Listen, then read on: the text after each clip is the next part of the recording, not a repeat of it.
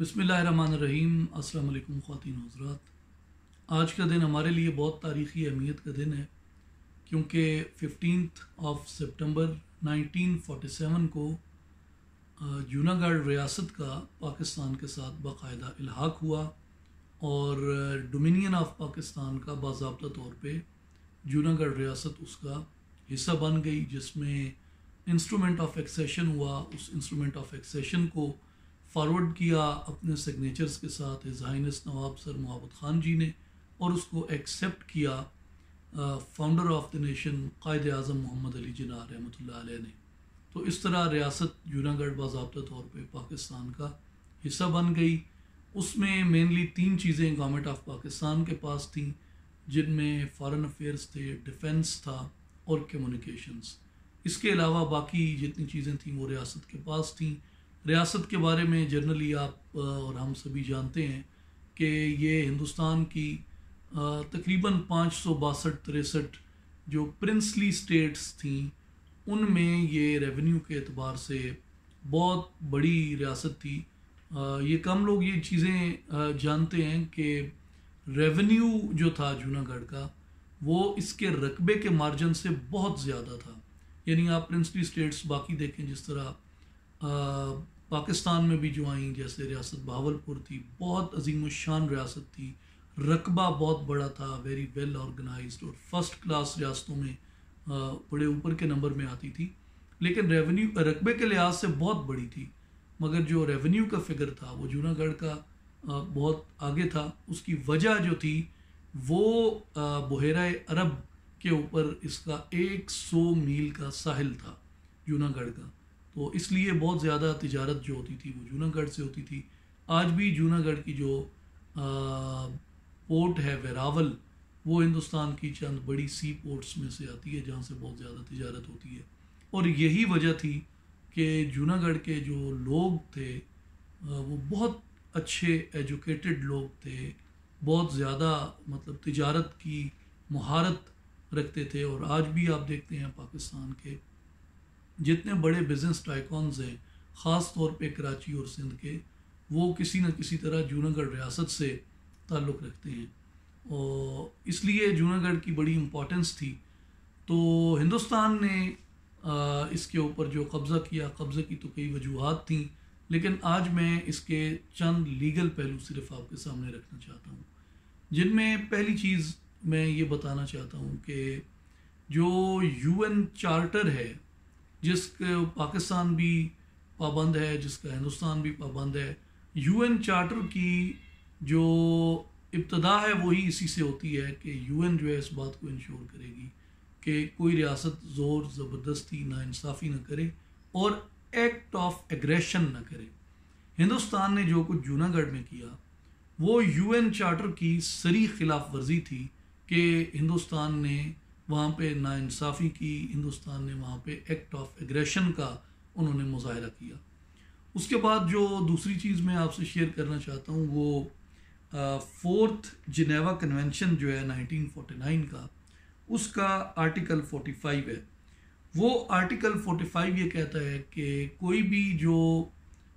Force ہے جو قابض ہے کسی علاقے کے اوپر، اس کو یہ حق نہیں ہے کہ وہ وہاں پہ طاقت کے بل بوتے پہ لوگوں سے اپنی وفاداری کا عہد لے۔ ہندوستان جس وقت قبضہ مکمل کرتا ہے جوناگڑھ کے اوپر اپنا، تو انہوں نے وہاں پہ سینکڑوں کی تعداد میں ٹینک آ گئے اور سینکڑوں کی تعداد میں توپیں نصب کر دی گئیں، اور گنز لے کے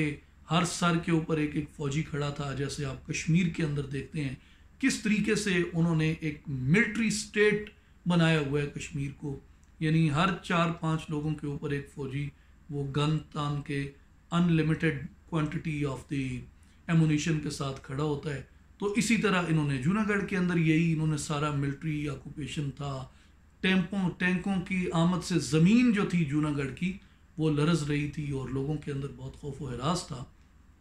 نواب جوناگڑھ کو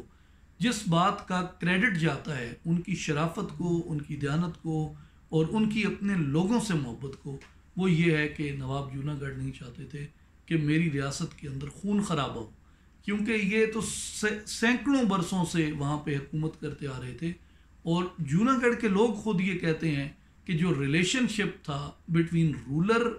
اینڈ بٹوین دا سبجیکٹ، رعایا اور نواب کے درمیان، وہ رولر اینڈ سبجیکٹ کا ریلیشن شپ نہیں تھا، بلکہ وہ باپ کا اور اولاد کا تھا۔ اس لیے جو نواب تھا اس کو وہاں کے لوگ باپو کہتے تھے، یعنی باپو جو ہے وہ باپ کو کہا جاتا ہے، اور بہت ایک فرینڈلی اور اس طرح کا تھا۔ تو نواب صاحب نے کہا جی کہ میرے آباء و اجداد نے ہمیشہ یہاں پہ لوگوں کی، انہوں نے عزت کو، جان کو، مال کو انہوں نے پروٹیکشن دی ہے، تو میں نہیں چاہتا کہ میری ریاست کے اندر خون خرابہ ہو۔ یہ گورنمنٹ آف پاکستان کی ذمہ داری ہے کہ اس ایشو کو وہ پیسفلی ریزالو کروائیں۔ تو اس بات کو آج بھی ایون جو وہاں کی جتنی بھی سیگمنٹس آف سوسائٹی ہیں، مسلمان ہیں، ہندو ہیں، پارسی ہیں، کرسچنز ہیں، جتنے لوگ بھی جوناگڑھ کے اندر رہتے ہیں، وہ ایکنالج کرتے ہیں اس بات کو کہ اگر نواب ایک اشارہ کرتا تو لوگ سامنے کھڑے ہو جاتے ہندوستانی سنگینوں کے، لیکن نواب نے لوگوں کی جان، مال کو انہوں نے بہت زیادہ پریورٹی دی، اور نواب صاحب یہ توقع کرتے تھے کہ لیگلی اس ایشو کو حل کیا جائے گا۔ اور یہ قائد اعظم کی نیچر اگر آپ دیکھیں وہ بھی یہی تھی کہ وہ اپنے اتنے طویل پولیٹیکل کیریئر میں ایک دن کے لیے بھی جیل میں نہیں گئے، کیونکہ وہ لا پہ بلیو کرتے تھے، وہ قانون پہ یقین رکھتے تھے۔ تو ہندوستان جس وقت وہاں پہ آیا، اتنے توپیں آ گئیں، ٹینک آ گئے، فوجی آ گئے، وہ بندوقیں تان کے کھڑے ہو گئے، اور 99.5% اور اس سے بھی زیادہ وہ ریفرینڈم کا رزلٹ تھا۔ تو میں آپ کے سامنے کلاز 45 آرٹیکل 45 جو ہے فورتھ جنیوا کنونشن کا وہ پڑھ دیتا ہوں۔ وہ یہ کہتا ہے کہ it is forbidden to compel the inhabitants of occupied territory to swear allegiance to the hostile power, کہ قابض طاقت جو ہے اس کے لیے یہ بات ممنوع ہے کہ وہ ایسا کرے۔ تو جو ریفرینڈم تھا ہندوستان نے جو وہاں کیا تھا جوناگڑھ کے اندر، وہ نل اینڈ وائڈ ہے اس بین الاقوامی قانون کے تحت۔ دوسری بات جو تھی، ہندوستان نے وہاں جاتی، جوناگڑھ کا جیسے میں نے بتایا بہت امیر ریاست تھی، تو اتنا بڑا اس کا خزانہ تھا، وہاں کانیں تھیں سونے کی ان کی اپنی، اور کتنے بلینز کے ان کے اپنے جو جواہرات اور یہ چیزیں تھیں، ان کو انہوں نے وہاں لوٹ کھسوٹ کی۔ اور article 47 of fourth Geneva Convention یہ کہتا ہے کہ پائلج از فارملی فاربڈن، جو بھی قابض طاقت آتی ہے اس کو یہ اجازت نہیں ہے کہ وہ وہاں آ کے لوٹ کھسوٹ کرے۔ تو نوابین کی جو اتنی بلینز اینڈ ٹریلینز کی جو پراپرٹیز تھیں، جو ان کے جواہرات تھے، اس سب کو ہندوستان نے آ کے وہاں پہ لوٹا، لوگوں کا جان و مال جو تھا وہ بھی انہوں نے وہاں پہ لوٹا۔ تو اس لیے یہ بھی مکمل طور پہ غیر قانونی تھا۔ اب ایک بات عام طور پہ یہ یہاں پہ کی جاتی ہے کہ جی جو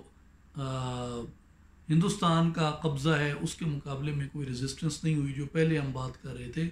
تو یہ جو فورتھ جنیوا کنونشن ہے، اس کا آرٹیکل 2 اس بات کی وضاحت کرتا ہے کہ اگر کسی جگہ پہ ریزسٹنس نہیں بھی ہوتی تو بھی قابض فوج کا قبضہ ہمیشہ غیر قانونی ہی رہتا ہے۔ یہ میں شک آپ کے سامنے پڑھ دیتا ہوں۔ آرٹیکل 2 فورتھ جنیوا کنونشن وہ کہتے ہیں کہ apply to any territory occupied during international hostilities,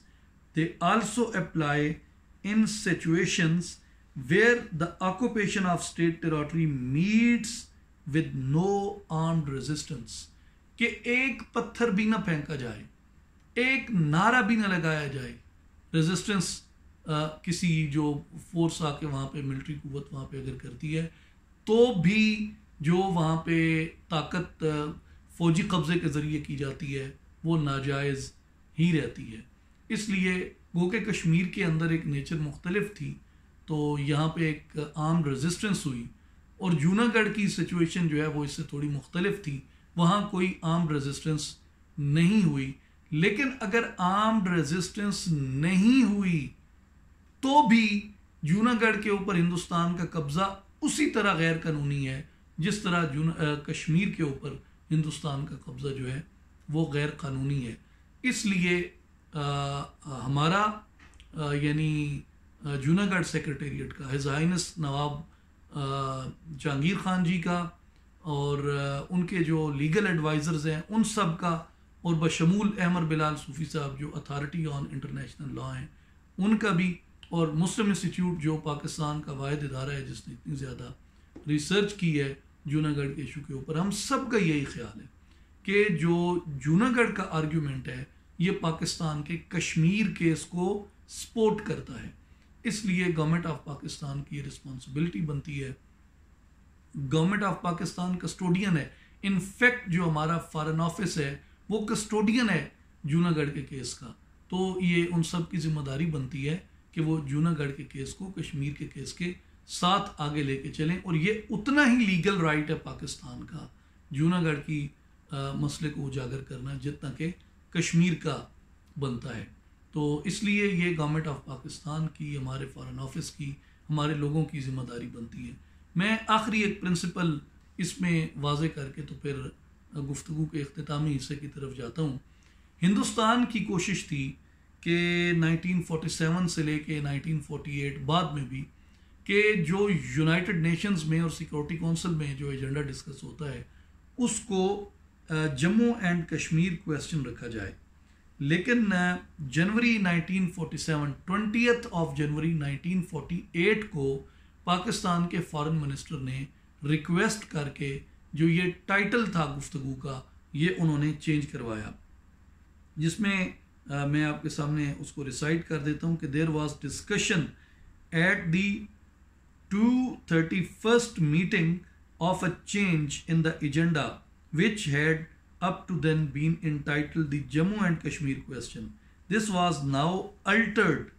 foreign minister of Pakistan کی ریکویسٹ کے اوپر، بانی پاکستان کی ہدایات پہ، وزیر اعظم پاکستان نواب زادہ لیاقت علی خان کی ہدایات پہ فارن منسٹر آف پاکستان اس ایجنڈا ٹائٹل کو الٹر کرواتے ہیں. اور وہ کیا کہتے ہیں؟ This was now altered to the India Pakistan question, کہ اس کو جموں اینڈ کشمیر کویسچن سے الٹر کروا کے انہوں نے انڈیا پاکستان کویسچن کروایا. کہ یہ اس بات کو شو کرتا ہے کہ اس وقت